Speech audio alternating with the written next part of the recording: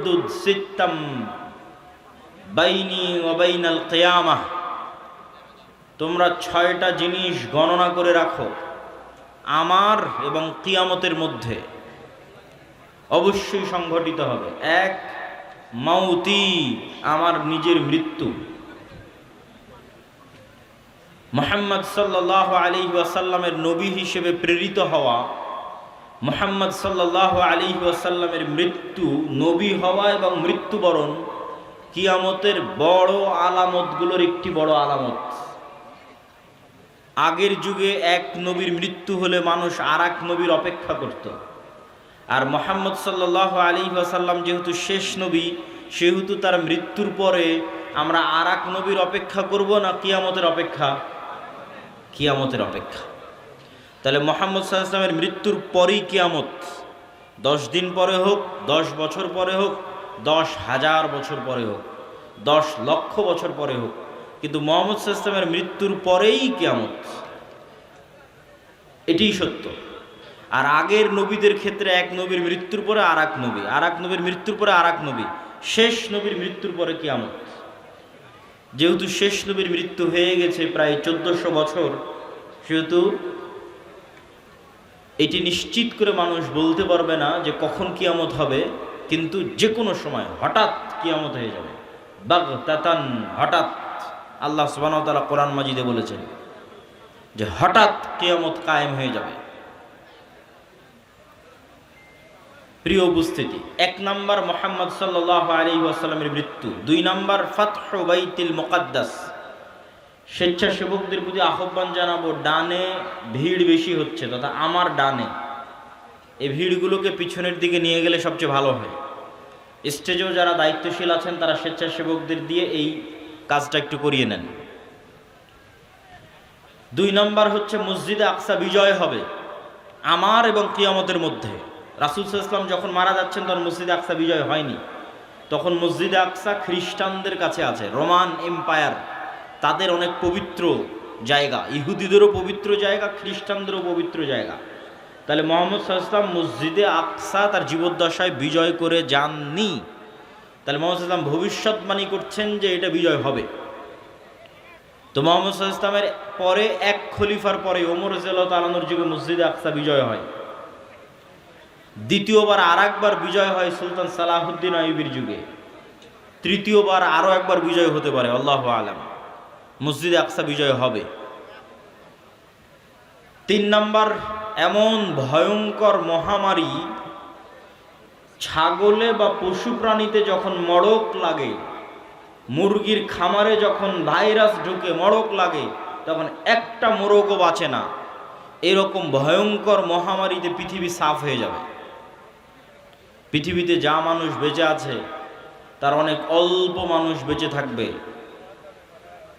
তো রাসূল সাল্লাল্লাহু আলাইহি ওয়াসাল্লামের মৃত্যুর পর থেকে নিয়ে আজ পর্যন্ত অসংখ্য মহামারী হয়েছে। তো যে কোনো মহামারী বড় আকার ধারণ করলেই সাহাবা ইকরাম বা আলেম ওলামা মনে করতেন এটি সেই মহামারী, কিন্তু ভয়ঙ্কর ভয়াবহ মহামারী হবে এটি ঠিক। তারপরে রাসূল সাল্লাল্লাহু আলাইহি ওয়াসাল্লাম বললেন, এমন এক ফিতনা দেখা দিবে যেই ফিতনা আরবের প্রত্যেক ঘরে প্রবেশ করবে। আরবের একটি ঘরও বাকি থাকবে না, খালি থাকবে না, যেই ঘরে এই ফিতনা প্রবেশ করবে না। কিছু আলেম ওলামা ব্যাখ্যা করেছেন এই ফিতনা মোবাইলের ফিতনা, কেউ ব্যাখ্যা করেছেন এই ফিতনা যুদ্ধ বিগ্রহ, মারামারি, গণ্ডগোল, সেই ফিতনা। তথা এমন গৃহযুদ্ধ এবং এমন গণ্ডগোল, এমন মারামারি দেখা দিবে, যেই মারামারি, যেই যুদ্ধে আরবের প্রত্যেক ঘর যুক্ত হয়ে যাবে। আরবের একটি ঘরও মুক্ত থাকবে না, পৃথিবীর সব ঘর নয়, আরবের প্রত্যেক ঘর যুক্ত হয়ে যাবে। তারপরে রাসূল সাল্লাল্লাহু আলাইহি ওয়াসাল্লাম বললেন, সুম্মা হুদনাতুন বাইনাকুম ওয়া বাইনার রোম। তারপর একটা চুক্তি হবে, ঐতিহাসিক চুক্তি তোমাদের মধ্যে আর রোমানদের মধ্যে। এই চুক্তির প্রেক্ষাপটে রোমান, খ্রিস্টান এবং মুসলমানেরা এক তৃতীয় পক্ষের বিরুদ্ধে যুদ্ধ করবে। সেই তৃতীয় পক্ষের বিরুদ্ধে যুদ্ধে মুসলমান এবং খ্রিস্টানেরা বিজয়ী হবে। তারপরে কোনো একজন খ্রিস্টান ক্রুশ উঁচিয়ে ধরে বলবে এটার কারণে আমরা বিজয় হয়েছি, তখন এক মুসলমান ক্ষিপ্ত হয়ে গিয়ে ওই ক্রুশকে ভেঙে দিবে, কিছু বর্ণনায় আছে ওই ব্যক্তিকে হত্যা করবে। স্বেচ্ছাসেবক ভাইদের অনুরোধ করব আপনারা পিছনে বসার ব্যবস্থা করেন। বসার ব্যবস্থা না থাকার কারণে মানুষ দাঁড়িয়ে আছে। তো ক্রুশ ভেঙে ফেলা অথবা ক্রুশ উত্তোলনকারী ব্যক্তিকে হত্যার মাধ্যমে রোমান, খ্রিস্টান এবং মুসলমানেরা মুখোমুখি দাঁড়িয়ে যাবে। আর রোমান খ্রিস্টানদের সাথে মুসলমানদের এই যুদ্ধ হবে পৃথিবীর ইতিহাসের সবচেয়ে ভয়াবহ যুদ্ধ। মালহামা নামটি এখন অনেক পরিচিত, আর ইংরেজিতে আর্মাগেডন নামটি অনেক পরিচিত। বাইবেলের প্রফেসি অনুযায়ী শেষ জামানায় এক ভয়ঙ্কর যুদ্ধ হবে, যেটিকে তারা বলে আর্মাগেডন, ভয়ঙ্কর যুদ্ধ। ওইটারই ইসলামিক টার্মিনোলজি, পরিভাষা অনেকেই মনে করে যে আল মালহামা বা আল মালহামা আল কুবরা, ভয়ঙ্কর যুদ্ধ। যেই যুদ্ধের মতো ভয়ঙ্কর যুদ্ধ অতীতে কোনোদিন হয়নি, পরে ভবিষ্যতে আর কোনোদিন হবে না। এই যুদ্ধটা কাদের কাদের মধ্যে সংঘটিত হবে? খ্রিস্টান রোমানদের মধ্যে এবং মুসলমানদের মধ্যে। রাসূলুল্লাহ সাল্লাল্লাহু আলাইহি ওয়াসাল্লামের ভাষা অনুযায়ী সেই দিন খ্রিস্টানেরা একত্রিত হবে তাহতা সামানিনা রায়া, ৮০টি পতাকার অধীনে। তাহতা কুল্লি রায়াতিন, প্রত্যেক পতাকার অধীনে ইসনা আশারা আলফ, ১২,০০০ করে সেনাবাহিনী থাকবে, যোদ্ধা, ফাইটার। তো ৮০টি পতাকার অধীনে ১২,০০০ করে সেনাবাহিনী থাকলে ক্যালকুলেটরে চাপলে দেখবেন প্রায় ৯.৫ লক্ষ থেকে ১০ লক্ষ মানুষ নয়, শুধু যোদ্ধা, তথা ১০ লক্ষ যোদ্ধা একত্রিত হবে মুসলমানদের বিরুদ্ধে যুদ্ধ করার জন্য। রাসূল সাল্লাল্লাহু আলাইহি ওয়াসাল্লাম এই যুদ্ধের জায়গার নামও বলে দিয়েছেন, বলেছেন লা তাকুমুস সাআ, ততদিন কিয়ামত হবে না যতদিন না হাত্তা তুকাতিলুনার রোম, যতদিন না তোমরা রোমানদের বিরুদ্ধে যুদ্ধ করেছো, বিল আমাক আও বিদাবিক, আমাক এবং দাবেক নামক জায়গায় যতদিন না তোমরা রোমানদের বিরুদ্ধে যুদ্ধ না করেছো ততদিন কিয়ামত হবে না। তো এই আমাক এবং দাবেক নামক জায়গাটি বর্তমান সিরিয়া এবং তুরস্কের সীমান্তবর্তী অঞ্চল। সিরিয়ার সীমান্তবর্তী ইদলিব, আলেপ্পো, আরবিতে বলে হালব, ইংরেজিতে বলে আলেপ্পো। এই হালব বা আলেপ্পোর হচ্ছে তুরস্কের সাথে লাগানো একটি সিরিয়ার শহর। এই সীমান্তবর্তী অঞ্চলেই এই জায়গাগুলো আছে মর্মে যারা ইতিহাসবিদ, যারা মানচিত্র নিয়ে গবেষণা করেন তাদের দাবি। আল্লাহু আলাম। এই যুদ্ধের ভয়াবহতা বলতে গিয়ে রাসূলুল্লাহ সাল্লাল্লাহু আলাইহি ওয়াসাল্লাম বললেন, সেই দিন এই যুদ্ধে এত মানুষ মারা যাবে। আরেক বর্ণনা অনুযায়ী এই যুদ্ধ প্রায় ৪ দিন ব্যাপী চলবে, পঞ্চম অথবা ষষ্ঠতম দিনে গিয়ে বিজয় হবে, অথবা চতুর্থ। তো ৪ দিন যুদ্ধ চলবে। প্রথম ৩ দিন ফলাফল ছাড়াই যুদ্ধ শেষ হবে, শুধু মৃত্যু আর লাশ, লাশের সারি আর মৃত্যু।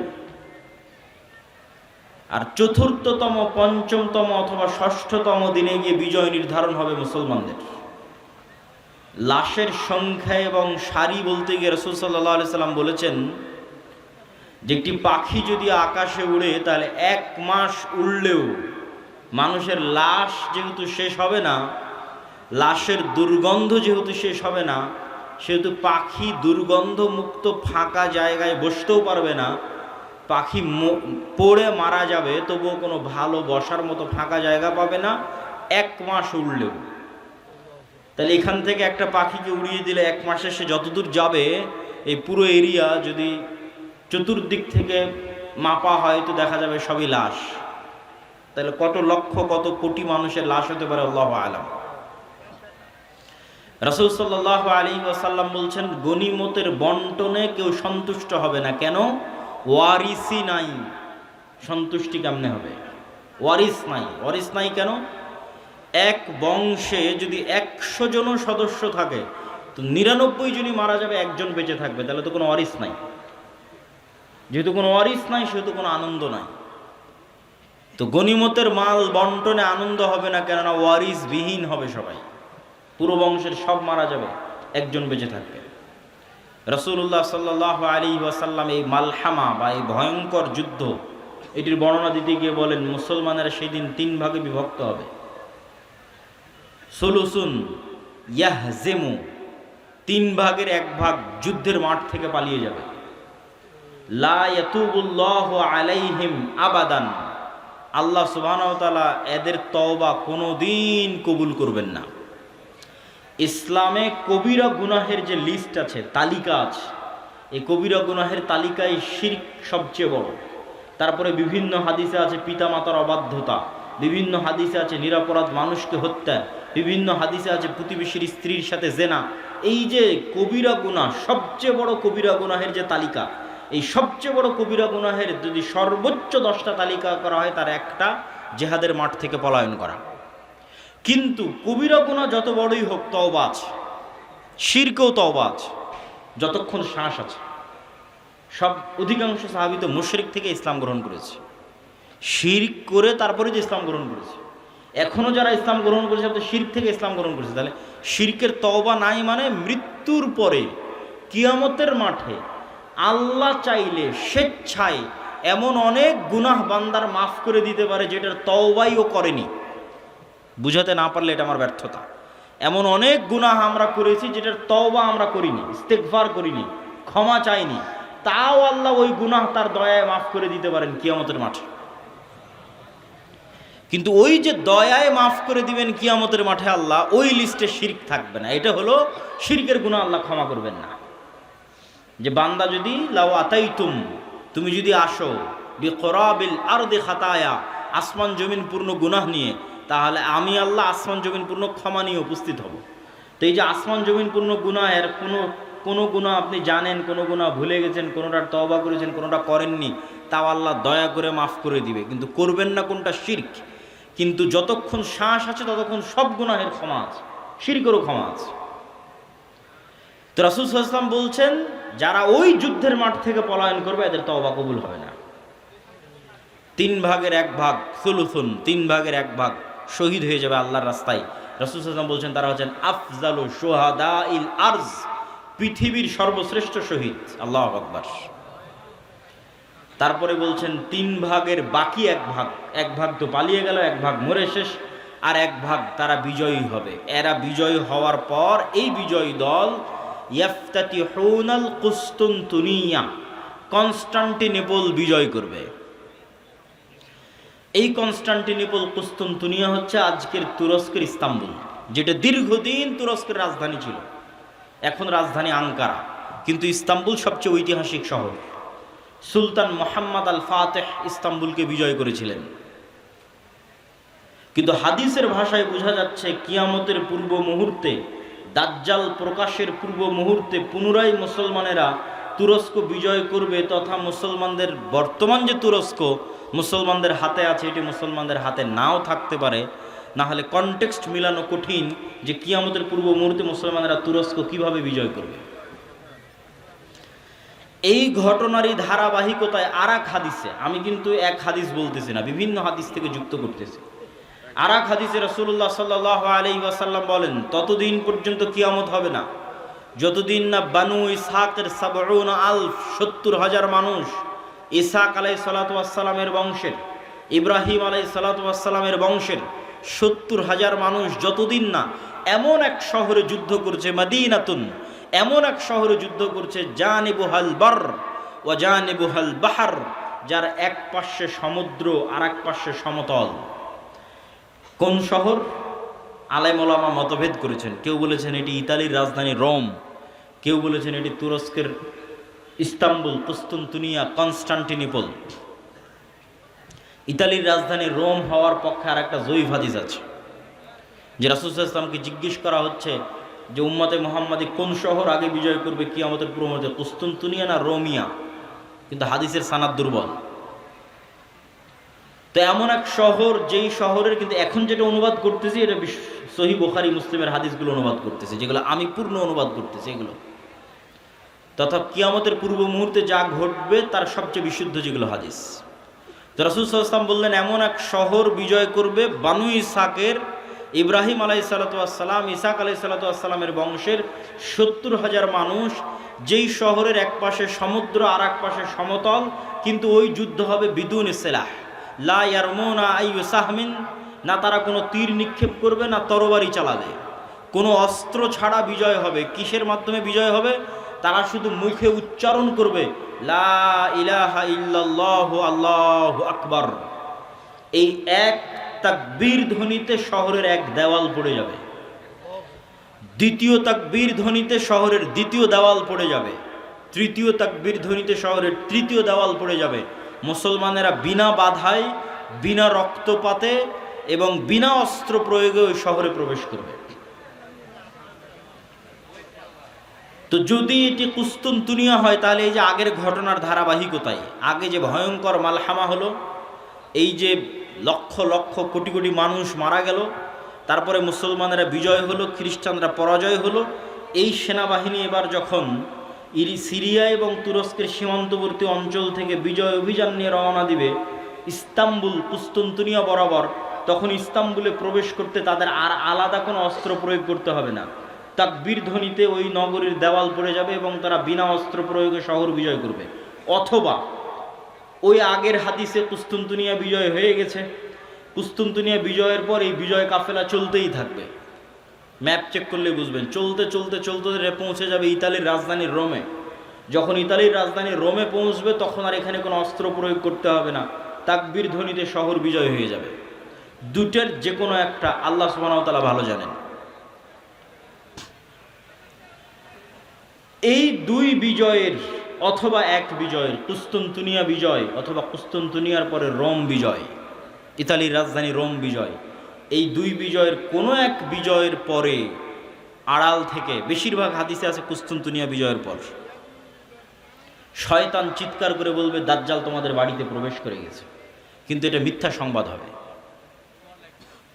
কিন্তু তখন তৎকালীন এই মুজাহিদ বাহিনী যারা যুদ্ধ করতেছে, তাদের যিনি নেতা থাকবেন, তিনি 10 জন অশ্বারোহীকে রওনা করিয়ে দিবেন দাজ্জাল সত্যি সত্যি বের হয়েছে কিনা এটা অনুসন্ধান করার জন্য।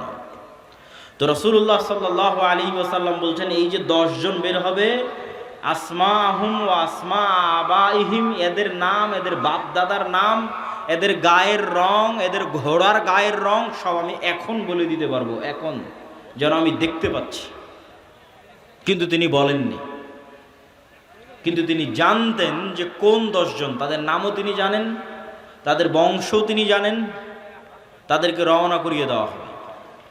এই ঘটনার সাথে আরেকটা ঘটনা যুক্ত আছে যেটা না বললেই নয়। যেই দিন এই মালহামা হবে, এটা ছুটে গেছে বলতে, সেই দিন ওই হাদিসে রাসূল সাল্লাল্লাহু আলাইহি ওয়াসাল্লাম বলছেন, ইয়াখরুজু মিনাল মাদিনা খিয়ারু আহলিল আরদ, মদিনা থেকে যুদ্ধ করার জন্য সিরিয়াতে এসে রোমানদের বিরুদ্ধে যুদ্ধ করবে, এই জন্য মদিনা থেকে তৎকালীন বিশ্বের খিয়ারু আহলিল আরদ, সবচেয়ে আল্লাহওয়ালা তাকওয়াবান পরহেজগার একদল মানুষ বের হবে। আল্লাহু আকবার।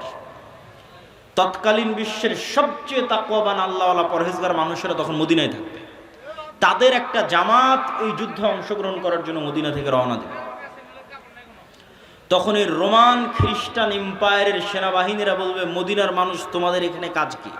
খাল্লু বাইনানা ওয়া বাইনাল্লাযিনা সাবাউ মিন্না, আমাদের যুদ্ধ এই সিরিয়ার মানুষদের সাথে, তোমরা আমাদের রাস্তা ক্লিয়ার করে দাও, তোমাদের এই যুদ্ধে বাধা দেওয়ার কি দরকার? অথবা আমাদের মধ্যে থেকে আগের যুদ্ধের ধারাবাহিকতায়, মানে এর আগেও আরও অনেক যুদ্ধ হয়ে থাকতে পারে, ধারাবাহিকতার কাছে বন্দী হয়ে আছে, বন্দী হওয়ার পর তারা তোমাদের দিন গ্রহণ করে নিয়েছে, ওদের সাথে আমাদের যুদ্ধ, তোমরা কেন ওদেরকে বাঁচাতে আসতেছো? এরকম একটা কনটেক্সট হাদিসের মধ্যে আছে। তখন মদিনার মানুষেরা উত্তরে বলবে, আমরা আমাদের ভাইদেরকে একাই ছেড়ে দিতে পারি না, অতএব এই যুদ্ধে আমরা অংশগ্রহণ করবই করব। এখানে ভাইদেরকে বলতে দুটোই উদ্দেশ্য হতে পারে, সিরিয়ার মুসলমানদেরকে অথবা রোমানদের মধ্যে যারা বন্দী হয়েছিল খ্রিস্টান, পরে মুসলমান হয়ে গেছে, ওদেরকে এরা চাচ্ছে নিয়ে নিতে, যে আমরা তো আমাদের লোকজনকেই চাচ্ছি, তোমাদের কি সমস্যা? ওদেরকে বাঁচাতে এরা বলবে, না আমাদের মুসলিম ভাইদেরকে আমরা একাই ছেড়ে দিতে পারি না, তখনই যুদ্ধ হবে। তো এবার এই যে 10 জন অশ্বারোহী রওনা দিল, দাজ্জালের অনুসন্ধানে, দাজ্জালকে খুঁজতে তখনও দাজ্জাল বের হয়নি। তো কিন্তু মুজাহিদ বাহিনী হতবিহব্বল, তটস্থ, হতভম্ব হয়ে যাবে। কেননা দাজ্জালের ফিতনা পৃথিবীর সবচেয়ে বড় ফিতনা। আদম আলাইহিস সালাতু ওয়াস সালাম যেই ফিতনায় পা দিয়ে জান্নাত থেকে বের হয়ে গেছেন, ওটাও ফিতনা। আল্লাহ বললেন এই গাছের নিকটে আসিও না, এই গাছের ফল খেও না। খেয়ে নিলেন। তো ফল খেতে নিষেধ করাটা ফিতনা, খেয়ে নিলেন, ফিতনায় পড়ে গেলেন, ফিতনা থেকে বাঁচতে পারলেন না। কাবিল হাবিলকে হত্যা করলো, এটাও ফিতনা। নূহ আলাইহিস সালাতু ওয়াস সালামের কওম আগের যুগের সৎ কর্মশীল পরহেজগার বান্দাদের মূর্তি বানিয়ে পূজা করতে লাগলো, ওটাও ফিতনা। লূত আলাইহিস সালাতু ওয়াস সালামের কওম জেনায় লিপ্ত হয়ে গেল, এটাও ফিতনা। কিন্তু এগুলো একটাও ফিতনা দাজ্জালের ফিতনার মতো বড় নয়, এটা বুঝতে হবে। দাজ্জালের ফিতনা আকবারু ফিতান আলা ওয়াজহিল আরজ। আদম আলাইহিস সালাম যেই ফিতনায় পা দিয়েছেন ওইটার চাইতে, কাবিল যে ফিতনায় পা দিয়েছিল ওইটার চাইতে, নূহ আলাইহিস সালামের কওম যে ফিতনায় পা দিয়েছিল ওইটার চাইতে, আদ সামুদ কওমে লূত তারা যে ফিতনায় পা দিয়েছিল ওইটার চাইতে সবচেয়ে বড় ফিতনা দাজ্জালের ফিতনা। আর এই ফিতনা মোকাবেলা করবে উম্মতে মুহাম্মদ, সর্বশ্রেষ্ঠ উম্মত মোকাবেলা করবে পৃথিবীর সবচেয়ে বড় ফিতনার। কেন দাজ্জালের ফিতনা সবচেয়ে ভয়ঙ্কর, এটাও বুঝতে হবে আপনাকে। আমি স্বেচ্ছাসেবক ভাইদের আবারও দৃষ্টি আকর্ষণ করছি যে আমাদের ডানে লোকজনের সংখ্যা বেশি হয়ে যাচ্ছে, পিছনে একটু বসার ব্যবস্থা এবং বামে এখনও ফাঁকা আছে। বামে একটু বসার ব্যবস্থা এবং মানুষজনকে এইদিকেও একটু বসার জন্য উদ্বুদ্ধ করা। প্রিয় উপস্থিতি, কেন দাজ্জালের ফিতনা সবচেয়ে ভয়াবহ? দেখেন, কওমের নূহ আলাইহিস সালামের কওম যখন বড় বড় আল্লাহওয়ালা পীর বুজুর্গ দিনদার মানুষের মূর্তি বানালো, তখন তারাও জানতো যে এই মূর্তির কোনো ক্ষমতা নাই। ইয়া আবাতি লিমা তা'বুদু মা লা তাসমাউ। ইব্রাহিম আলাইহিস সালাম বাপকে বলছে, হে আমার বাপ, এমন মূর্তির কেমনে ইবাদত করো যে শুনতেও পায় না, দেখতেও পায় না। তাহলে আগের যুগের মানুষ যে মূর্তির ইবাদত করতো অথবা এখনো করে, তাদের সাথে কোরআনের যে তর্ক বিতর্ক, এই তর্ক বিতর্কের মানদণ্ড হচ্ছে তোমরা যেই সমস্ত বাতিল ইলাহের পূজা করো এদের রব হওয়ার ক্ষমতা নাই। রব হওয়ার ক্ষমতা নাই মানে কথা বলার ক্ষমতা নাই, শোনার ক্ষমতা নাই, দেখার ক্ষমতা নাই, সৃষ্টির ক্ষমতা নাই। এরা একটা মাছি বানাতে পারবে না, মশা বানাতে পারবে না। এরা একটা খেজুরের বিচির দানার উপরের যে পাতলা আবরণ থাকে ওটার পর্যন্ত এরা মালিক নয়। তাহলে যে রব নয়, ও ইবাদতের যোগ্য কেমনে হয়? রব তো আমি, আসমান জমিন আমি বানিয়েছি, সূর্য চন্দ্র আমি বানিয়েছি, ইবাদত আমার করো, এই দিয়ে কোরআন পরিপূর্ণ। এটা মানুষের বুঝতে সহজ যে এর ক্ষমতা নাই, কেন এর ইবাদত করব। কিন্তু এই কনটেক্সট অচল হয়ে যাবে যখন দাজ্জাল আসবে। কেন দাজ্জাল রব যা যা করতে পারে তার প্রায় সব কিছুই করে দেখাবে। এই জন্য দাজ্জালের ফিতনা সবচেয়ে ভয়াবহ, ভয়ঙ্কর ফিতনা। মা কালী, মা দুর্গা আর শাহজালাল আর শাহপরাণ যাদেরই মানুষ আল্লাহ বাদ দিয়ে ইবাদত করছে, আর ঈসা আলাইহিস সালাতু ওয়াস সালাম আর মারিয়াম আলাইহিস সালাতু ওয়াস সালাম আর যাদেরই ইবাদত করছে, তারা কেউ এখন আপনাকে দেখাতে পারবে না যে আমি আকাশকে আদেশ দিলাম আকাশ বৃষ্টি বর্ষণ করবে, আমি জমিনকে আদেশ দিলাম জমিন ফসল উৎপাদন করবে, জান্নাত দেখালাম জান্নাতে ঢুকে যাও, জাহান্নাম দেখালাম জাহান্নামে ঢুকে যাও, মৃতকে জীবিত করে দিলাম। এইরকম একচ্ছত্র কন্ট্রোল যা একমাত্র রবের থাকে তার কারণ নাই, ফলত ওদেরকে বাতিল ইলাহ প্রমাণ করা সহজ। কিন্তু যখন একজন সত্যি সত্যি এগুলো আপনাকে করে দেখাবে, তখন আপনি ঈমান ধরে রাখতে পারবেন না। অনেকগুলো কারণ। এক নাম্বার কারণ, যারা ধরেন আগে থেকেই শক্তিশালী কোনো কিছু দেখলেই আরে বাবা এই তো অনেক বড় উলিয়া উলিয়া কবিরাজ, অনেক কিছু করতে পারে, দেখলেই যাদের অন্তরে ভয় ঢুকে যায়, মনে হয় না এর কাছে মনে হয় কোনো ক্ষমতা আছে, এরা তো এমনি দাজ্জালের পূজা করবে। যারা যুগ যুগ মূর্তির পূজা করেছে, মাজারের পূজা করেছে, এদের বাধা হবে না।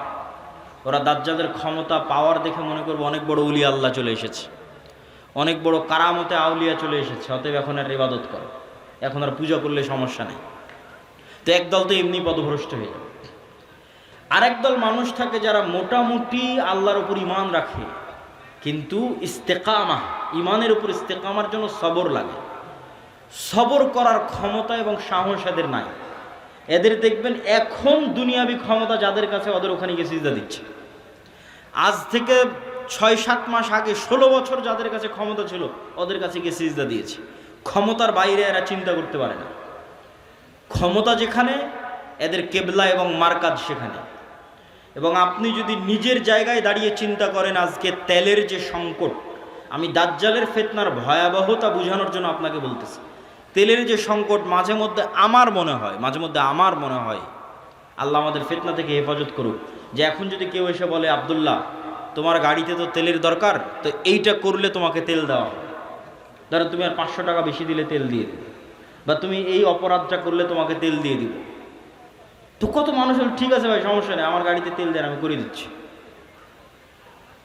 তেমন কোনো একটা দেশকে যদি বলা হয় যে সব তেলের কন্ট্রোল আমার হাতে, এটা করো, তেল পাবা, নাহলে কিন্তু আবাদও বন্ধ হয়ে যাবে। আমরা মনে করি তেল মানে দিয়ে শুধু গাড়ি চলে। পেট্রোকেমিক্যাল থেকে সকল সার উৎপাদন হয়, সব কোনো সারই আর তৈরি হবে না। তো সার না হলে আপনি চাষ করবেন কি দিয়ে? স্যালো মেশিন স্টার্ট না দিলে পানি তুলবেন কোথায় থেকে? তো তেল মানে শুধু গাড়ি নয়, সবই। এখনকার আধুনিক সভ্যতার সবই তেল। তা আমি তেল দিব না আপনাকে, তা আপনিও বুঝতে পারছেন যে আপনি সবই করে ফেলবেন তেল নেওয়ার জন্য। তো কোরআন এবং হাদিসে তো এর চেয়ে বড়টা বলা আছে, তেলের কথা বলা নেই। সরাসরি আকাশের বৃষ্টির কথা বলা আছে, জমিনের ফসলের কথা বলা আছে ডাইরেক্ট, যে দাজ্জাল ইরাক এবং শাম এই 2 দেশের মধ্যে সীমানা দিয়ে যেতে থাকবে। কোনো এক নগরীর মানুষের কাছে এসে বলবে, এই তোমরা আমার উপর ঈমান আনছো? তারা বলবে, জি জাহাপনা, জি প্রভু, আপনার উপর ঈমান আনলাম। ওদের জন্য দাজ্জাল টাকা পয়সা, ধন দৌলত, রুজি রুটির এত বড় ব্যবস্থা উন্মোচন করে দিবে যে মৌমাছির ঝাঁক যেভাবে মধুর পিছনে ছুটে, ধন সম্পদ টাকা পয়সা ওই শহরের মানুষের পিছনে ওইভাবে ছুটবে। এবার অতিক্রম হতে হতে আর এক শহরে আসবে, সেই শহরের মানুষকে বলবে, আমার উপর ঈমান আনয়ন করছো? তারা বলবে, না, আমরা রব্বুল আলামিনের উপর ঈমান রাখি। দাজ্জাল বলবে, আকাশ এখানে বৃষ্টি বর্ষণ বন্ধ করে দাও, জমিন এখানে ফসল উৎপাদন বন্ধ করে দাও, খাবার দাবার বন্ধ, টাকা পয়সা বন্ধ, সকল কিছু বন্ধ, মোবাইল বন্ধ, ইন্টারনেট বন্ধ। আজকের যুগে যদি কল্পনা করেন, এখনই আপনি ঈমান ধরে রাখতে পারবেন না, যখন ঘটবে তখনকার কথা তো বহু পরে। তো শাম অঞ্চলের মানুষেরা না খেতে পেয়ে ধনুক চাবিয়ে খাবে, তীর চাবিয়ে খাবে। তীর তো খাওয়ার জিনিস না, ধনুক তো খাওয়ার জিনিস নয়, কিন্তু গাছের পাতাও যেহেতু উৎপন্ন হবে না, তো কি খাবে? গাছের পাতাও তো উৎপন্ন হবে না। তো এ হলো দাজ্জালের ফিতনা, পৃথিবীর সবচেয়ে ভয়ঙ্কর এবং ভয়াবহ ফিতনা। দাজ্জালের ফিতনা সম্পর্কে বলতে গিয়ে 2টা হাদিস না বললেই না। একটা হাদিসে রাসূলুল্লাহ সাল্লাল্লাহু আলাইহি ওয়াসাল্লাম বলছেন যে দাজ্জাল পৃথিবীতে 40 দিন সফর করবে। 40 দিনের প্রথম দিন হবে 1 বছর, দ্বিতীয় দিন হবে 1 মাস, তৃতীয় দিন হবে 1 সপ্তাহ। আর দাজ্জালের গতি হবে কাগাইসিন ইস্তাদবারাত হুররিহ, এমন মেঘমালা যেই মেঘমালাকে ঝড়ো বাতাস উড়িয়ে নিয়ে যাচ্ছে। এই যে কয়দিন পরে কালবৈশাখী ঝড় হবে, আকাশে তাকিয়ে দেখবেন ঝড়ের সময় মেঘ কত দ্রুত চলে। তো ঝড়ের বাতাসে যে মেঘ খুব দ্রুত চলে, এরকম দ্রুত গতি হবে দাজ্জালের। তো আল্লাহর নবী মেঘের সাথে তুলনা দিয়েছেন। এখন যন্ত্র দিয়ে মেঘের মতো আকাশে উড়বে না দাজ্জাল নিজেই আকাশে উড়বে, আল্লাহু আলাম, আল্লাহ সুবহানাহু ওয়া তাআলা ভালো জানেন। কিন্তু দাজ্জালের আগমনে পৃথিবীতে এত ব্যাপক বৈপ্লবিক পরিবর্তন হবে যে পৃথিবীর দিন 1 বছরের সমান হয়ে যাবে। এটা হঠাৎ করে আল্লাহর আদেশে, কোনো কারণ ছাড়াই আল্লাহ বলবেন দিন এখন তুমি 1 বছরের সমান হও, এরকম নয়। আল্লাহ লাতিফ, প্রত্যেকটা জিনিস ঘটনা পরম্পরায় হয়, মানুষ দেখবে এটা স্বাভাবিক। তথা এই ভূমণ্ডল, নভমণ্ডল, সৌরজগতে এমন বৈপ্লবিক কোনো পরিবর্তন হবে, অথবা এই পৃথিবীতে এমন বৈপ্লবিক কোনো পরিবর্তন হবে, অথবা সূর্য এবং চন্দ্রের বর্তমান ঘূর্ণায়মান প্রক্রিয়ায় এমন বড় বৈপ্লবিক পরিবর্তন হবে যেটা স্বাভাবিক হতে সময় লাগবে। 1 দিন হবে 1 বছর, তারপরের 1 দিন হবে 1 মাস, তারপরের 1 দিন হবে 1 সপ্তাহ, তারপরে স্বাভাবিক। ওইটার আগে কিছু একটা ঘটবে। দাজ্জালের আগমনই ওই রকম ভয়ঙ্কর এবং ব্যতিক্রম হবে। আল্লাহু আলাম সেটা কি হবে। দাজ্জালের বিষয়ে আরেকটি হাদিসে রাসূলুল্লাহ সাল্লাল্লাহু আলাইহি ওয়াসাল্লাম, যেটা তামিম আদ-দারির হাদিস, যারা 30 দিন সমুদ্রে, লাইবা বিহিমুল মাউজ শাহরান কামিলান, সমুদ্রের ঝড়ো বাতাস এবং ঢেউ 1 মাস যাবৎ তাদেরকে কোথায় নিয়ে গেছে কোনো কন্ট্রোল ছিল না নৌকার উপর। এক দ্বীপে গিয়ে যখন নৌকা ঠেকলো তখন দেখছে একটা প্রাণী, জীবজন্তু জানোয়ার, গরু ছাগল মহিষ যেমন জীবজন্তু জানোয়ার, এরকম জীবজন্তু জানোয়ার যার মুখ এবং পা সব এত বিশাল লোমে ঢাকা যে কোনটা মুখ আর কোনটা পিছন এটা বোঝা যাচ্ছে না, এই জানোয়ার কথা বলতেছে। তো মানুষ তো কোনোদিন দেখেনি মানুষ ছাড়া আর পৃথিবীর কোনো জীবজন্তু জানোয়ারকে কথা বলতে। তো আরবের ওই মানুষেরা এই জানোয়ারকে কথা বলতে দেখে মনে করেছে এটা জিন, শয়তান, কিন্তু জীবজন্তু জানোয়ার। ও বলছে আনাল জাসসাস, আমি গোয়েন্দা, একটা মানুষ তোমাদের সাথে সাক্ষাতের অপেক্ষা করছে, এদিকে যাও। তো তামিম আদ-দারি বলছে আমরা যখন ওই মানুষের কাছে গেলাম, বিশাল দেহের মানুষ, এত বিশাল দেহের মানুষ আগে কোনোদিন কখনো দেখিনি। তো দাজ্জালের বিশাল দেহের হওয়াটা কি ব্যতিক্রম কিছু? ব্যতিক্রম কিছু না। আমরা এখন 5 ফিট 5 ইঞ্চি 6 ফুট হয়ে গেছি, কিন্তু আদি পিতা আদম আলাইহিস সালাম তো আর 5 ফিট ছিলেন না। আদম আলাইহিস সালাম ছিলেন 60 দেরা, 60 হাত 60 গজ, 40 মিটার, প্রায় 10 তলা 15 তলার সমান উঁচু। তাহলে এখন যদি আদম আলাইহিস সালাম আমার সামনে উপস্থিত হয় তাহলে আমি তো আশ্চর্য হয়ে যাবো, কারণ এই বিশাল দেহের মানুষ তো আমি কোনোদিন দেখিনি। তাহলে দাজ্জাল বিশাল দেহের হবে এটা ব্যতিক্রম নয়, কেন দাজ্জাল তো আদমেরই সন্তান, মিন উলদে আদম, আদমের সন্তান। তো তার হাত, তার হাঁটু এবং তার কাঁধ এমন শক্ত করে বাঁধা আছে। আমরা তাকে জিজ্ঞেস করলাম তুমি কে? সে বলে আমার পরিচয় তোমরা জানবেই, তোমরা বলো তোমরা কারা। তা আমরা আমাদের পুরো ঘটনা বললাম। এবার দাজ্জাল 4টা প্রশ্ন করেছে, নাখাল বাইসান, আইনে জোগার, বহায়রা তাবারিয়া, নাবিয়ুল উম্মিয়িন। বহায়রা তাবারিয়া sea of Galilee, lake of Tiberias. নাখলে বাইসান বাইট শিয়ান, আর আইনে জোগার স্প্রিং অফ জোয়ার।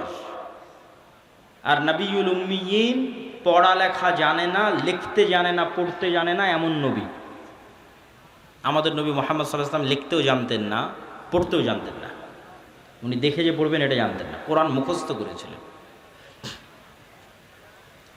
প্রিয় উপস্থিতি, তো দাজ্জাল তাদেরকে এই যে 4টে জিজ্ঞেস করলো, 4টে জিজ্ঞাসার প্রথম 3টে জিজ্ঞাসার সাথে পানি কানেক্টেড আছে, পানি এবং চাষ কানেক্টেড আছে। সি অফ গ্যালিলি, পানির উৎস, বহায়রা তাবারিয়া, ইসরায়েলের সীমানার মধ্যে। এখন এটা ইসরায়েলের সীমানার মধ্যে। বাইবেলের প্রফেসি অনুযায়ী তথা বাইবেলের বর্ণনা অনুযায়ী ঈসা আলাইহিস সালাম যত মুজিজা দেখাতেন সব এই সাগরের আশেপাশে, এই লেক, এই হ্রদ, এই খালের আশেপাশে। তো দাজ্জাল বলছে একদিন এখানে পানি থাকবে না। এখন পানি দাজ্জাল আসার আগেই শেষ হবে সেটা ঠিক না, আসলে না, দাজ্জাল আসার শেষ হবে না। কেন আরাক হাদিসে বলতেছে ইয়াজুজ মাজুজ যখন বের হবে তখন ওরা বহায়রা তাবারিয়ার পানি খেয়ে শেষ করে দিবে, খেয়ে শেষ করে দিয়ে অন্যদিকে আগাবে পানি শেষ করার জন্য। তাহলে পানি যদি দাজ্জাল আসার আগেই শেষ হয় তাহলে ইয়াজুজ মাজুজ আবার কোথায় পানি পাবে? এটাও তো একটা প্রশ্ন। কিন্তু দাজ্জাল বলছে এখানে একদিন পানি থাকবে না। তার মানে কি ইয়াজুজ মাজুজ এসে শেষ করবে ওটার ভবিষ্যৎবাণী, না দাজ্জাল আসার আগেই শেষ হবে? মানে অনেকেই দেখি এখন খুঁজে যে বহায়রা তাবারিয়াতে পানি শেষ হচ্ছে কিনা, সেটার জন্য বলতেছে যে পানি যে দাজ্জাল আসার আগেই শেষ হবে এটা মনে করাটা একদম 100% ঠিক এটা বলা যাবে না। কেন আরাক হাদিসে কি বলা হচ্ছে? ইয়াজুজ মাজুজ এসে বহায়রা তাবারিয়ার পানি খেয়ে নেবে। তো বলে এখানে একদিন পানি থাকবে না। 2 নম্বর কি? নাখাল বাইসান, বাইসানের খেজুর বাগান, এটাও ইসরায়েলের একটা বড় শহর, বাইট শিয়ান। বলে এখানে কি মানুষ খেজুর চাষ করে? তো বলে করে। তো বলে এখানে একদিন পানিও থাকবে না, খেজুর চাষের ব্যবস্থাও থাকবে না। তার বলে আইনে জোগার, স্প্রিং অফ জোয়ার, এটার বর্ণনাও বাইবেলে আছে। আগের যেমন বহায়রা তাবারিয়ার বর্ণনা বাইবেলে আছে, এই আইনে জোগার, স্প্রিং অফ জোয়ার, এটার বর্ণনাও বাইবেলে আছে। কি হিসেবে আছে? লূত আলাইহিস সালাম যেখানে ছিলেন ওই শহরটা যখন আল্লাহ ধ্বংস করে দিলেন, যে লূত আলাইহিস সালামকে যেখানে তিনি আশ্রয় দিলেন সেখানে তার জন্য পানির ব্যবস্থা, অথবা যে জায়গায় তিনি আশ্রয় নিয়েছিলেন সেই জায়গা হচ্ছে স্প্রিং অফ জোয়ার। এই জন্য ওই বহায়রা তাবারিয়ার স্প্রিং অফ জোয়ার, আইনে জোগার, এই দুটেই খ্রিস্টানেরা ব্যাপক হারে দেখতে যায়, ভিজিট করতে যায়। তো এখান থেকে আমাদের জানার বিষয় কি, এই হাদিস থেকে জানার বিষয় হচ্ছে দাজ্জাল প্রশ্ন করেছে একটা নির্দিষ্ট জায়গায়, যার প্রত্যেকটা এরিয়া 30-40 কিলোমিটারের মধ্যে। এই বহাইরা তাবারিয়া বলেন, আইনে জোগার বলেন, নাখাল বাইসান বলেন, এই বগুড়া জেলার মধ্যে, মানে একটা সেম এরিয়ার মধ্যেই। তথা কিয়ামতের পূর্ব মুহূর্তের ফিতনার বর্ণনাগুলো নিশ্চিতভাবে কিয়ামতের পূর্ব মুহূর্তে যা যা হবে এগুলো মক্কা মদিনার বাইরে, মক্কা মদিনায় হবে না। মক্কা মদিনা ফিতনা মুক্ত থাকবে। কোথায় হবে তাহলে? সিরিয়াতে, শাম। শাম মানে আগে ফিলিস্তিনি বোঝানো হতো, শাম মানে আগে মসজিদে আকসাই বোঝানো হতো। শাম মানে আজকের শাম নয়, তথা মসজিদে আকসা এবং এর আশেপাশের অঞ্চল যেগুলোতে এখন ইসরায়েল, ফিলিস্তিন, জর্ডান, এই যে অঞ্চলগুলো এবং এখনকার যে সিরিয়া, সব কিছু এই অঞ্চলে হবে। দাজ্জালের এই সংক্ষিপ্ত বর্ণনা এবং দাজ্জালের ফিতনার এই সংক্ষিপ্ত বর্ণনার পরে কি হবে? ওই যে মুজাহিদ বাহিনী যারা দাজ্জালের মিথ্যে সংবাদ শুনে এবার দেমাশকে ফিরে আসবে, যুদ্ধ বিজয় অভিযান বাদ, কেন এটা ভয়ঙ্কর ফিতনা। এই ভয়ে দাজ্জাল আসলে বের হয়েছে কিনা, যুদ্ধ বাদ দিয়ে সবাই ফিরে আসবে তাদের যেটা সেন্টার, তাদের সেন্টার দামেস্ক। যুদ্ধ যদি রোম পর্যন্ত গিয়ে থাকে, ইতালির রাজধানী, ওখান থেকেও ফিরে দামেস্কে আসবে। যদি তুরস্কের রাজধানী ইস্তাম্বুল পর্যন্ত গিয়ে থাকে, ওখান থেকে ফিরে দামেস্কে আসবে। এবার দামেস্কে আসতে আসতে সত্যি দাজ্জাল বের হয়ে যাবে। এবার রিয়ালি প্রকৃত অর্থে দাজ্জাল বের হয়ে গেছে। এবং দাজ্জাল বের হওয়া মাত্রই সকল ক্ষমতা দাজ্জালের কাছে চলে যাবে। এটার বিবরণ আরেকটু পরে দিব, এখানে এটা শেষ করে নিই। তো দাজ্জাল বের হয়ে যাবে। এই দামেস্কের মসজিদে ফজরের সালাতে যখন জামাত হবে, তখন এবার ঈসা আলাইহিস সালাম অবতীর্ণ হবেন। কেননা দাজ্জালের ফিতনা যেই লেভেলের অলৌকিক, ওইটা মোকাবেলা করার জন্য ওই লেভেলের অলৌকিক লাগবে। তথা দাজ্জালের এই ফিতনা মোকাবেলা ওই মুজাহিদরাও করতে পারবে না যারা ইস্তাম্বুল বিজয় করেছে, রোম বিজয় করেছে। এবং কিছু কিছু হাদিসের বর্ণনা অনুযায়ী তারা ভারতও বিজয় করতে পারে। মানুষের মাথায় একটা চিত্র আগে থেকে ঢুকে আছে যে দাজ্জাল যখন বের হবে পৃথিবীতে, তখন পুরো পৃথিবী দাজ্জালের কন্ট্রোলে থাকবে। এটা ভুল কথা।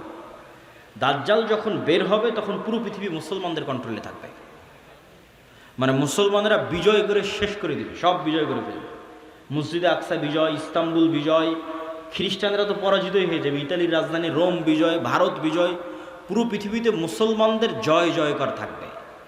হাদিস থেকে আমি যতটুকু চিন্তা ভাবনা করে দেখেছি, এটাই বেশি খাপ খায়, এটাই বেশি মিলে, যে দাজ্জাল বের হওয়ার পূর্বে, ইমাম মাহদি আসার আগেই, অথবা ইমাম মাহদির সাথী, অথবা ইমাম মাহদি সহ, যেটাই বলেন, দাজ্জাল এবং ঈসা ইসলাম আসার পূর্বে পৃথিবী মুসলমানদের, মসজিদে আকসা মুসলমানদের, তুরস্ক মুসলমানদের, ইতালি, পুরো ইউরোপ মুসলমানদের, ভারত মুসলমানদের, সবই মুসলমানদের। মুসলমানদের বিজয় যখন সর্বোচ্চ স্তরে, এবং দাজ্জালের কোনো ষড়যন্ত্র যখন আর কাজে দিচ্ছে না, দাজ্জালের পক্ষ হয়ে পৃথিবীতে কাজ করবে এরকম কোনো বড় শক্তি আর পৃথিবীতে নাই, এবার নিজেই দাজ্জাল বের হয়ে আসবে। কেননা যারা দাজ্জালের পক্ষ নিয়ে কাজ করতে, তারা সব বিপদে পড়ে গেছে, কেননা বিজয় মুসলমানদের হয়ে গেছে। তো ইহুদিরাও এক মাসিহের অপেক্ষা করতেছে, বিপদ থেকে, বিপদে পড়লে বিপদ থেকে বাঁচায় যে সে মাসিহ, মাসিহ দাজ্জাল। খ্রিস্টানেরাও ঈসা মাসিহ, বিপদে পড়লে বিপদ থেকে বাঁচায় যে সেই মাসিহ ঈসা আলাইহিস সালাম বিপদ থেকে বাঁচাবে। খ্রিস্টানেরাও বিশ্বাস করে ঈসা আলাইহিস সালাম আবার আসবে, কিন্তু তারা এটা জানে না যে ঈসা আলাইহিস সালাম মারা যায়নি, জীবিত আছে।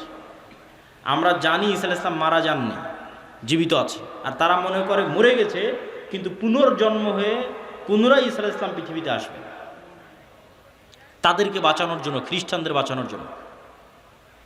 তাহলে সারা পৃথিবীর সবাই শেষ জামানার একজন বিশাল মাসিহের অপেক্ষায়। এবং আধুনিক এখনকার বিশ্বের যতগুলো নিউজ চ্যানেল রিপোর্ট, সবগুলোতেই বর্তমান যে যুদ্ধ চলতেছে, এই যুদ্ধ নিয়েও এই আলোচনাগুলো আমাদের দেশে নয়, এই অঞ্চলে নয়, ইউরোপ এবং আমেরিকায় আলোচিত হচ্ছে। যারা বিশ্ব শাসন করে তাদের কাছে, তাদের ভাষায় দাজ্জাল হচ্ছে অ্যান্টি ক্রাইস্ট ইংরেজিতে, আর মালহামা হচ্ছে আর্মাগেড্ডন, আর জেসাস ঈসা আলাইহিস সালাম উনি আসবেন। অ্যান্টি ক্রাইস্ট না আসলে জেসাস আসবে না। অ্যান্টি ক্রাইস্ট মানে দাজ্জাল। আর এন্টিক্রাইস্ট ততক্ষণ আসবে না যতক্ষণ না ইহুদিরা জেরুজালেমে একত্রিত হচ্ছে। এটা তাদের বিশ্বাস। ইভাঞ্জেলিক্যাল খ্রিস্টিয়ান যারা ইঞ্জিল কেন্দ্রিক খ্রিস্টান, তাদের বিশ্বাস। তো ফলত তাদেরও ঈসা আলাইহিস সালামকে নিয়ে আসতে হবে, ইহুদিদেরও একজন মাসিহ লাগবে। ফলত সবাই সেইটারকে সামনে নিয়ে কাজ করতেছে, যে ওইটা যত দ্রুত ঘটানো যাবে তত দ্রুত মনে করতেছে আমাদের বিজয়। কিন্তু সবার কামনা অনুযায়ী তো কাজ হবে না, সবার চাওয়া অনুযায়ী কাজ হবে না। কেননা সবাই ভুল বুঝবে, ভ্রান্তিতে পা দিবে। কি কি ভ্রান্তিতে পা দিবে বলি? ইহুদিদের আসল মাসিহা যিনি, আসল মাসিহ যিনি, তিনি তো চলে এসেছেন, কিন্তু তারা তো গ্রহণ করেন। ইহুদিদের প্রকৃত মাসিহ তো ছিল মুহাম্মদ সাল্লাল্লাহু আলাইহি ওয়াসাল্লাম নিজেই। মুহাম্মদ সাল্লাল্লাহু আলাইহি ওয়াসাল্লামের অপেক্ষায় তারা মদিনায় গিয়ে বসে থাকতো, অনেক আগে গিয়ে বসেছিল, ইমান তো আনেনি। তো এরা তো মাসিহকে চিনতে পারে, ঈসা আলাইহিস সালাম তো মাসিহ চিনতে পারেন, ইমান আনেনি, ঈসা আলাইহিস সালামকে হত্যা করার চেষ্টা করেছে, নিকৃষ্ট। তো এই জন্য এদের সঠিক মাসিহ এরা পাবে না। এরা দাজ্জালকেই মনে করবে আমাদের মাসিহ, কিন্তু দাজ্জাল তো হবে ভ্রান্ত। এই জন্য দাজ্জালের অনুসারী কারা হবে? ইহুদিরা। রাসূল সাল্লাল্লাহু আলাইহি ওয়াসাল্লাম বলছেন, ইয়াতবাউদ দাজ্জাল ৭০ আলফা ইহুদ মিন আসবাহান। ইরানের ইস্পাহান শহরের ৭০,০০০ ইহুদি দাজ্জালের অনুসারী হবে। তাহলে ইহুদিরা দাজ্জালকে মাসিহ মনে করে দাজ্জালের অনুসারী হবে, কিন্তু দাজ্জাল তো পরাজিত হবে। কিন্তু প্রথম যখন দাজ্জাল আসবে তখন তো সব ক্ষমতা দাজ্জালের হাতে, ফলত যে কেউ পথভ্রষ্ট হয়ে যাবে। তো এই অংশের সামারিটা করি। এই অংশের সামারি হচ্ছে, দাজ্জাল এবং ঈসা আলাইহিস সালাম আসার পূর্বে মুসলমানেরা পৃথিবী বিজয় করবে এবং ইহুদি এবং খ্রিস্টানরা বিপদে পড়বে। যেহেতু ইহুদি এবং খ্রিস্টানরা বিপদে পড়বে, বিশেষ করে ইহুদিরা, তো এখন ইহুদিদের বাঁচানোর জন্য দাজ্জাল বের হবে। এবং যেহেতু দাজ্জালের পক্ষে কাজ করার মতো আর পৃথিবীতে কেউ অবশিষ্ট নাই, এই জন্য এবার দাজ্জাল নিজেই বের হবে। দাজ্জাল যখন নিজেই বের হবে তখন এক নিমিষে, এক সেকেন্ডে সকল ক্ষমতা দাজ্জালের কাছে চলে যাবে। মুসলমানেরা হতভম্ব, হতবিহব্বল হয়ে যাবে। আকাশও বৃষ্টি বর্ষণ করে না, জমিনও ফসল উৎপাদন করে না, দুর্ভিক্ষই নিয়তি ইমান নিয়ে বাঁচার জন্য। তথা সেই সফল যে বলবে আমি মরতে প্রস্তুত কিন্তু ইমান বিক্রি করতে প্রস্তুত নই। সেই সফল যার একটা টাকার প্রতি অবৈধ লোভ নাই, অবৈধ একটা টাকার প্রতি ন্যূনতম লোভ নাই। আপনি নিজেই নিজের আত্মা এবং নফসকে চেক করেন যে আপনার একটা টাকার প্রতি যদি, অবৈধ টাকার প্রতি যদি ন্যূনতম লোভ থাকে, আপনি দাজ্জালের ফিতনা থেকে বাঁচতে পারবেন না। পরকালে যার বিশ্বাস সর্বোচ্চ পর্যায়ে, পরকালে যার বিশ্বাস সর্বোচ্চ লেভেলে, ও দাজ্জালের ফিতনা থেকে বাঁচতে পারবে। আসহাবুল উখদুদ ওয়াস সামাই যাতিল বুরুজ ওয়াল ইয়াউমিল মাউউদ ওয়া শাহিদু ওয়া মাশহুদ কুতিলা আসহাবুল উখদুদ। ওদের বলা হলো হয় ঈমান না হয় সামনে আগুন, ঝাঁপিয়ে পড়ো। তো ওরা বলল আমরা আগুনেই ঝাঁপিয়ে পড়ব। তো ওরা আগুনে কেমনে ঝাঁপিয়ে পড়বে, এটা ছাড়া সম্ভব নয় ঝাঁপিয়ে পড়া, যদি ওই আগুনে জান্নাত না দেখে। আর নিজের বাড়িতে যে এসি রুম আছে ওখানে জাহান্নামের আগুন জ্বলতেছে। তো ওরা এটা বিশ্বাস করে যে আমি যদি আমার এসি রুমে ফিরে যাই ইমান পরিত্যাগ করে, তাহলে ওই এসিরা বাতাস নয়, এটা জাহান্নামের আগুন। আর যদি সামনের আগুনে ঢুকে যায় তাহলে এটা আগুন নয়, এটা জান্নাত। তো এই সেম ঘটনা তো দাজ্জালের সময় হবে। দাজ্জালের জান্নাতে যে ঢুকবে ও ঢুকে গেল জাহান্নামে, আর দাজ্জালের জাহান্নামে যে ঢুকবে ও ঢুকে গেল জান্নাতে। তাহলে পরকালের উপর ইয়াকিন না থাকলে তো আপনি দাজ্জালের ফিতনা থেকে বাঁচতে পারবেন না। তাহলে এবার দাজ্জালের আবির্ভাবের পর সারা পৃথিবীর সব মুমিন মুসলমান বিপদে, কোনো খাবার নাই, অসহায়, কিচ্ছু নাই। এবার বিপদগ্রস্ত মুমিন মুসলমানদের বাঁচানোর জন্য আসবে ঈসা আলাইহিস সালাম। এই হলো প্রেক্ষাপট। তাহলে শুরুতে বিপদে ইহুদি খ্রিস্টানেরা, বাঁচাতে আসবে দাজ্জাল। সব ক্ষমতা তখন দাজ্জালের কাছে। বিপদে এবার মুসলমানেরা। কোন মুসলমানেরা? যারা সব দেশ বিজয় করে শেষ করে দিয়েছে। তুরস্ক বিজয় করেছে, মসজিদে আকসা, ভারত, তারপরে ইতালি, সব বিজয় শেষ করে দিয়েছে। ওরা এখন চরম বিপদে। এবার ওদেরকে বাঁচানোর জন্য আসবে ঈসা আলাইহিস সালাম। ঈসা আলাইহিস সালামও এমন অলৌকিক ক্ষমতা নিয়ে আসবেন যে তার নিঃশ্বাস যতদূর পর্যন্ত যাবে, নিঃশ্বাসে কাফের মারা যাবে। আল্লাহু আকবার, আল্লাহু আকবার। নিঃশ্বাসের স্পর্শে কাফের মারা যাবে। রাসূল সাল্লাল্লাহু আলাইহি ওয়াসাল্লাম বলছেন। আর ঈসা আলাইহিস সালাতু ওয়াস সালামের অলৌকিকত্ব এত টপ লেভেলের হবে যে দাজ্জালকে আলাদা করে হত্যা করা লাগবে না। দাজ্জাল যদি শুধু দেখে ঈসা আলাইহিস সালাতু ওয়াস সালামের দিকে, ইয়াজুবু কামা ইয়াজুবুল মা, পানিতে লবণ দিলে যেভাবে গলে যায় সেভাবে গলে যাবে, ছেড়ে দিলে গলেই মারা যাবে। কিন্তু ঈসা আলাইহিস সালাম ছাড়বেন না, নিজে হাতে হত্যা করবেন। যেখানে হত্যা করবেন ওটাও ইসরায়েলের সীমানার মধ্যে। ইসরায়েলের বর্তমান রাজধানী তেল আবিব থেকে অতি নিকটে বাবে লুদ নামক জায়গায় দাজ্জালকে ঈসা আলাইহিস সালাতু ওয়াস সালাম হত্যা করবেন। তো যেই ঈসা আলাইহিস সালাতু ওয়াস সালাম এবং যেই মুমিন মুজাহিদেরা পৃথিবীর সবচেয়ে বড় ফিতনা দাজ্জালকে হত্যা করবে, তাদেরকে এবার আল্লাহ বলবে, তোমরা তো এত বড় ফিতনা মোকাবেলা করলা, এখন আমার এমন একদল বান্দা বের হবে, ইয়াখরুজু ইবাদি লা ইয়াদানি লি আহাদিন, কারো পক্ষে সম্ভব নয় যে আমার ওই বান্দাদের মোকাবেলা করে। ঈসা আলাইহিস সালাম এত বড় নবী, তিনি পৃথিবীর সবচেয়ে বড় ফিতনা দাজ্জালকে হত্যা করলেন, তাকে আল্লাহ বলছে তুমিও পারবা না এখন যারা বের হবে। অতএব মুমিন মুজাহিদদের নিয়ে তুমি তুর পাহাড়ে আশ্রয় নাও। তাহলে ঘটনার ক্ষেত্রগুলো দেখেন, তুরস্ক এবং সিরিয়ার সীমান্তবর্তী অঞ্চল, সিরিয়ার রাজধানী দামেস্ক, মসজিদে আকসা, বাবে লুদ যেখানে দাজ্জালকে হত্যা করা হলো, তুর পাহাড়, এই এরিয়াগুলোতে এই ঘটনাগুলো ঘটতেছে। শেষ সময়ের ঘটনা এখানেই ঘটবে, শামে ঘটবে। তো তুর পাহাড়ে আশ্রয় নেওয়ার পর কারা বের হবে? ইয়াজুজ আর মাজুজ। ইয়াজুজ মাজুজের সংখ্যা কত বেশি? একটা সহিহ হাদিস বলবো আর একটা জয়ীফ হাদিস। সাল্লাল্লাহু আলাইহি ওয়াসাল্লাম বললেন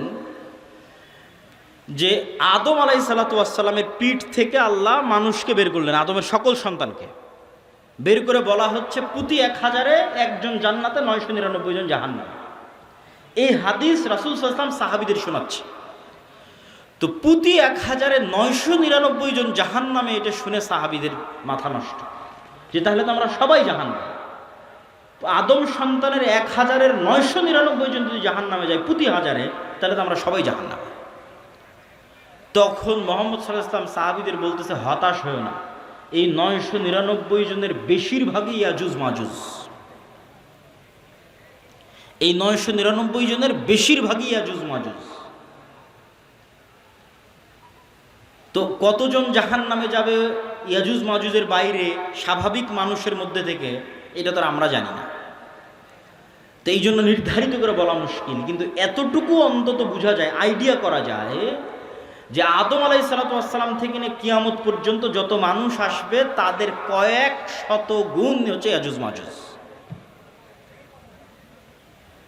এই হাদিস থেকে অন্তত এতটুকু বোঝা যায় যে আদম থেকে নিয়ে কিয়ামত পর্যন্ত যত মানুষ আমরা হব, এত মানুষের কয়েক শতগুণ হচ্ছে ইয়াজুজ মাজুজ।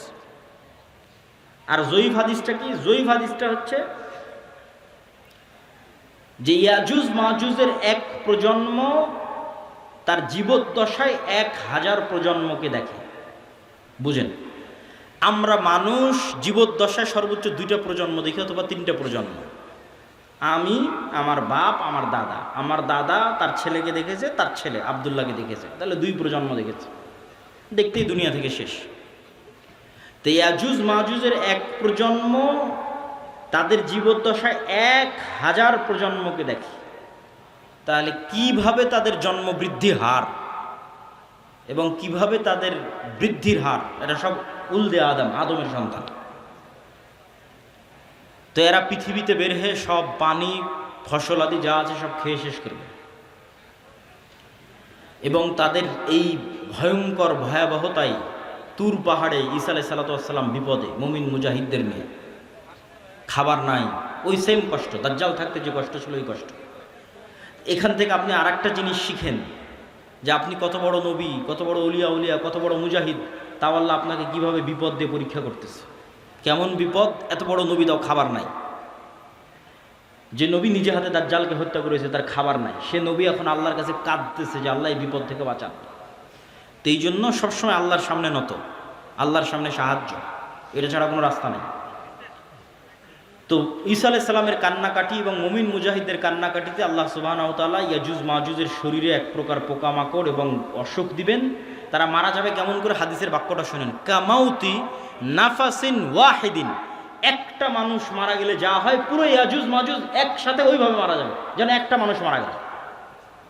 তথা একটা মানুষ মরতে যতটুকু সময় লাগে পুরো ইয়াজুজ মাজুজ কোটি কোটি হাজার হাজার ওইভাবে একসাথে at a time, at a moment, at a second মারা যাবে। তো এবার ঈসা আলাইহিস সালাতু ওয়াস সালাম জমিনে ফিরে আসবেন, তো জমিনে পা রাখার জায়গা নাই। এত কোটি কোটি মানুষ যদি মরে পড়ে থাকে কি অবস্থা, লাশের দুর্গন্ধ। এবার ঈসা আলাইহিস সালাম আবার আল্লাহর কাছে কান্নাকাটি করবে, দোয়া করবে। তখন আল্লাহ সুবহানাহু ওয়া তাআলা রাসূল সাল্লাল্লাহু আলাইহি ওয়াসাল্লামের ভাষা অনুযায়ী আনাকি ইবিলিল বুখত গোত্রের উটের কুঁজ যেমন উঁচু হয়, ওই রকম উঁচু কুঁজ বিশিষ্ট একদল পাখিকে পাঠাবেন, যেই পাখি হাজার হাজার কোটি কোটি লাখ লাখ লাশকে নিয়ে যায় এমন জায়গায় ফেলে দিবে যেখানে মানুষ বসবাস করে না। উত্তর মেরু হোক, দক্ষিণ মেরু হোক, সাইবেরিয়া হোক, যেখানে হোক, আল্লাহ ভালো জানেন, যেখানে আল্লাহ বলবেন। তারপরে আসমান বৃষ্টি বর্ষণ করে এই জমিনকে পরিষ্কার করে দিবে। তারপরে ঈসা আলাইহিস সালাতু ওয়াস সালামের শাসন চলবে হাদিস অনুযায়ী 7 বছর, আর বাইবেলের বর্ণনা অনুযায়ী 1000 বছর। তো 7 বছর ঈসা আলাইহিস সালাতু ওয়াস সালামের এই শাসনে এতটা নিরাপত্তা এবং শান্তি বিরাজ করবে যে এতদিন যত যুদ্ধ বিগ্রহের সামগ্রী ছিল এগুলো কাজে লাগবে না, ওগুলো জ্বালিয়ে পুড়িয়ে দেওয়া ছাড়া কোনো কাজ নাই। আর এত বরকত আসমান এবং জমিন উন্মুক্ত করে দিবে যে একটা ডালিম একটা গ্রাম খাবে, একটা গাভীর দুধ একটা পুরো বংশ খাবে, এত বরকতে আল্লাহ পরিপূর্ণ করে দিবেন। তারপরে এক শীতল বাতাসে মুমিন, মুসলিম এবং ঈসা আলাইহিস সালাম সবাই মারা যাবে, শুধু ফাসিক এবং ফাজেরেরা পৃথিবীতে থাকবে। এবার যত হাদিস শুনেছেন এই ধরনের, যে পৃথিবীতে এমন একদিন আসবে যে কোরআন পড়ার কেউ থাকবে না, এখন সেগুলো আল্লাহ নাম নেওয়ার কেউ থাকবে না, এগুলো ঈসা আলাইহিস সালামের মরার পর। মানুষ জেনায় লিপ্ত হবে খোলা মাঠে কুকুর শ্রীগালের মতো, লজ্জা বুঝবে না, এগুলো ঈসা আলাইহিস সালামের আগে নয়। ঈসা আলাইহিস সালামের আগে কোরআন থাকবে, দিন থাকবে, এটা তো পূর্ণতায় পৌঁছে যাবে। এখন পতন দেখতে পাচ্ছেন, কিন্তু আল্লাহ মুতিম্মু নূরিহি আগেই বলে নিয়েছে আয়াতগুলো, এই দিন তো সারা পৃথিবী বিজয় করবে, আর এই বিজয় ধারা তো ঈসা আলাইহিস সালামের আসার আগেই শুরু হয়ে যাবে। তাহলে কিভাবে কোরআন হাদিস শেষ হবে? শেষ হবে না, এগুলো আরও বাড়বে। কিন্তু এটা শেষ যে হবে সেটা কখন? ঈসা আলাইহিস সালামের মরার পর। তখন আর নাই, তখন কোরআন নাই, হাদিস নাই, আল্লাহর নাম নাই, মানুষের লজ্জা উঠে যাবে। এই ফাসিক ফাজেরের উপর আল্লাহ সুবহানাহু ওয়া তাআলা কিয়ামত কায়েম করবেন। প্রিয় উপস্থিতি, আমি আমার বক্তব্য দীর্ঘায়িত করতে চাই না। এই পুরো ঘটনা থেকে যা বর্ণনা করলাম, ধারাবাহিকতা, এই ধারাবাহিকতা থেকে আমার এবং আপনার শিক্ষা কী?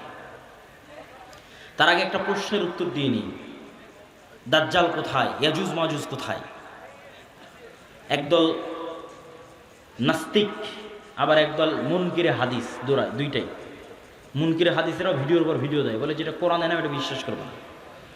কোরআনে কিন্তু ইয়াজুজ মাজুজের কথা আছে, দাজ্জালের কথা নাই, বলে যেটা কোরআনে না এটা বিশ্বাস করবে না। আবার একদল নাস্তিক বলে যে এই পৃথিবীর স্যাটেলাইট ক্যামেরা সব আছে, কই তোমার দাজ্জাল, কই তোমার ইয়াজুজ মাজুজ। একটা ছোট্ট তথ্য দিয়ে রাখি, মানুষ মহাকাশ সম্পর্কে যা জানে এই মাটির নিচ সম্পর্কে তাও জানে না।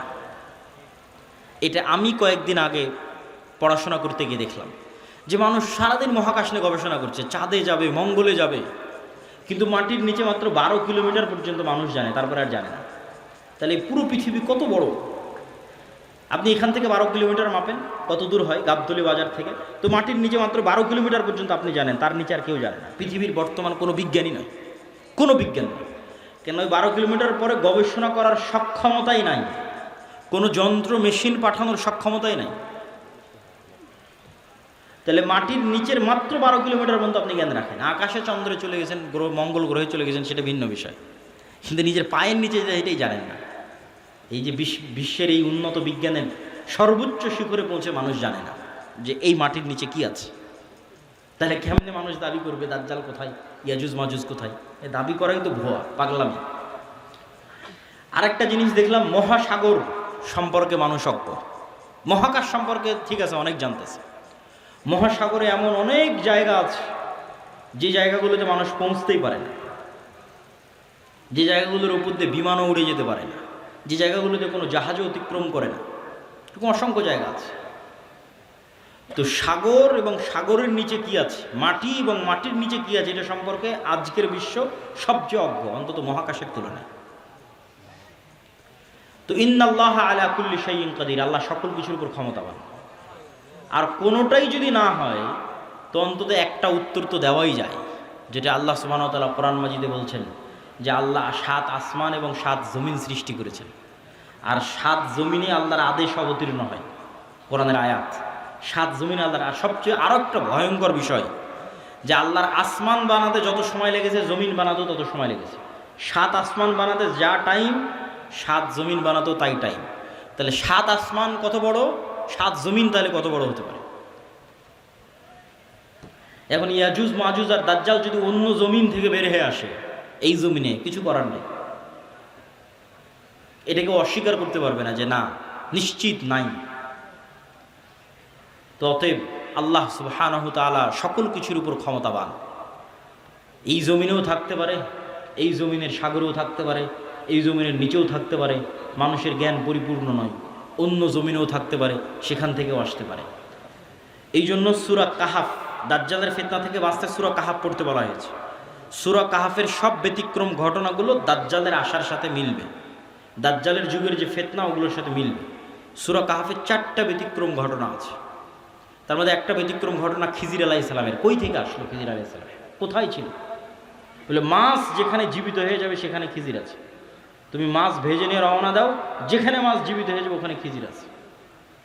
তো খিজির আলাইহিস সালাম জিজ্ঞেস করতেছে যে সালাম কিভাবে? মুসা আলাইহিস সালাম সালাম দিচ্ছে, সালাম জান্নাতের সালাম দুনিয়াতে কিভাবে?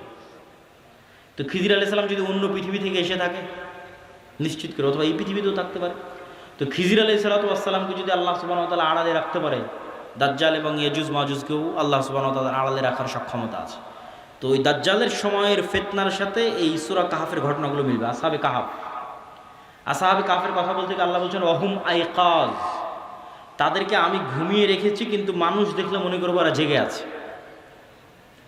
আপনি দেখলে মনে করবেন এই মানুষটা জেগে আছে, কিন্তু ওরা নিজেরাও বুঝতে পারছে ওরা ঘুমিয়ে আছে।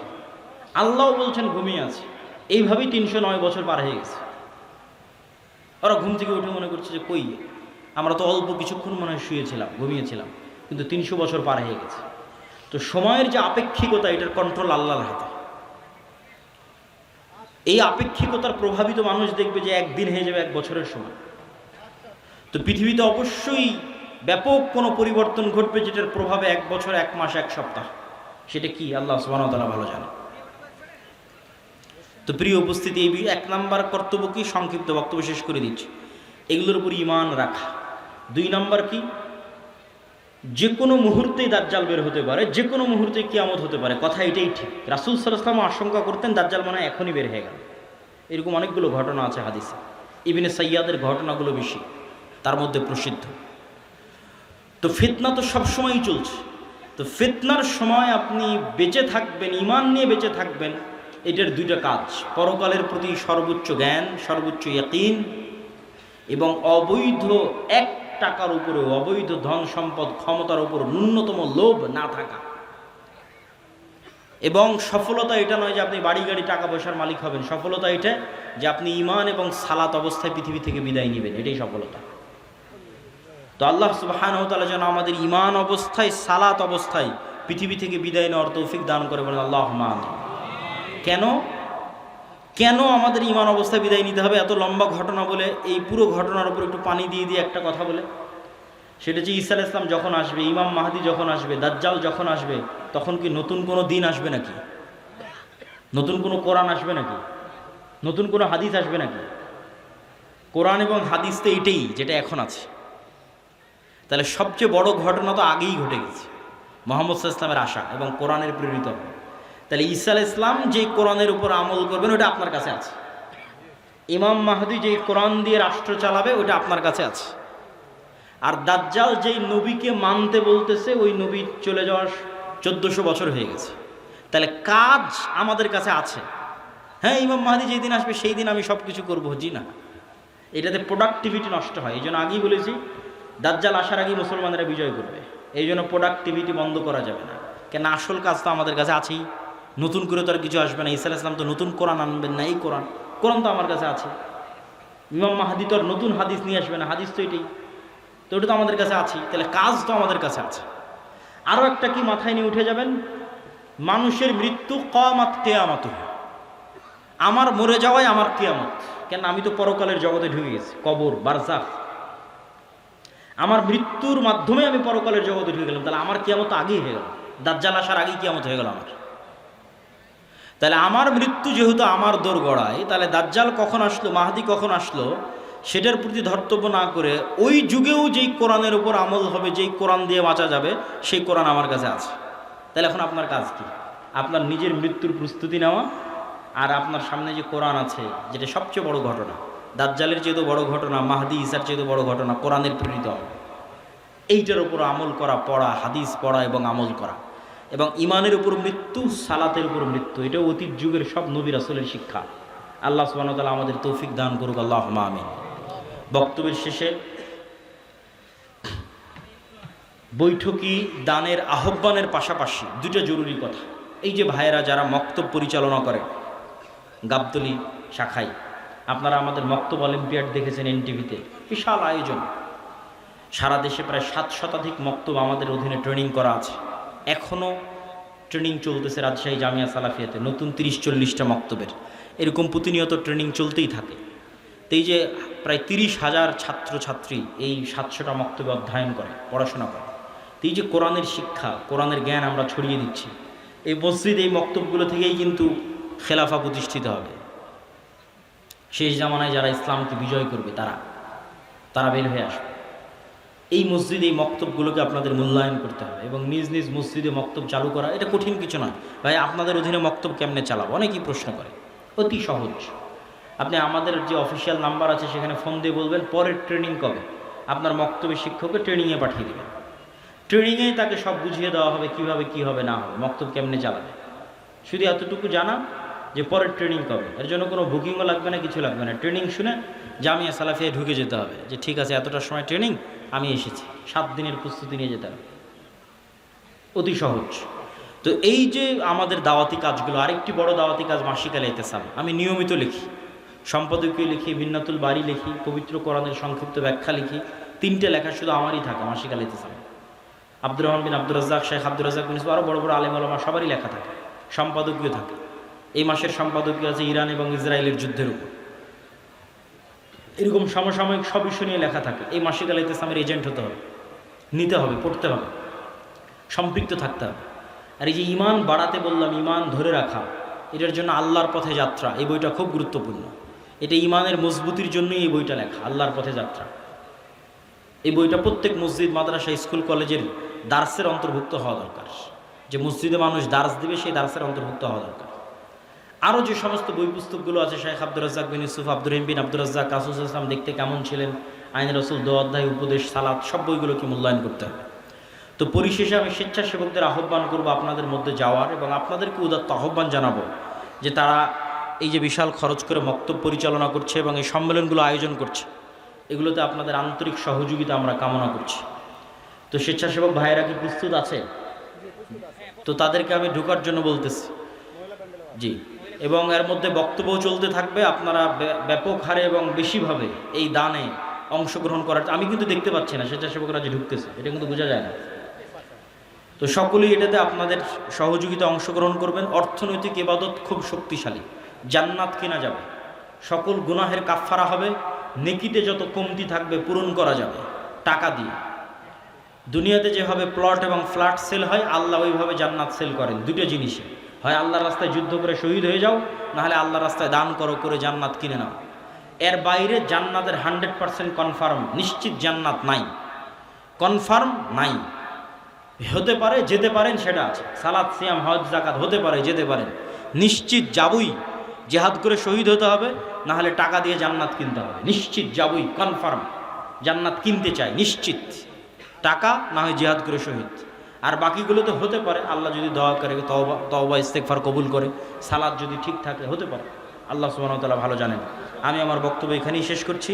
আমার পরে আব্দুর রহিম বিন আব্দুর রাজ্জাক, তারপর আব্দুর রহমান বিন আব্দুর রাজ্জাক, এবং সব শেষে শেখ আব্দুর রাজ্জাক বিন ইউসুফ। যেহেতু অনেক দূর দূরান্ত থেকে এসেছেন, বিশৃঙ্খলা না করে সবাই আজকের এই ঐতিহাসিক আয়োজন, এভাবে একত্রিত হওয়া খুব কম জায়গায় হয়, সবার নিজ নিজ ব্যস্ততা আছে। এই বিশাল আয়োজনকে মূল্যায়ন করবেন বিশৃঙ্খলা না করে। আল্লাহ কবুল করুক, আল্লাহুম্মা আমিন। আসসালামু আলাইকুম ওয়া রাহমাতুল্লাহি ওয়া বারাকাতুহু।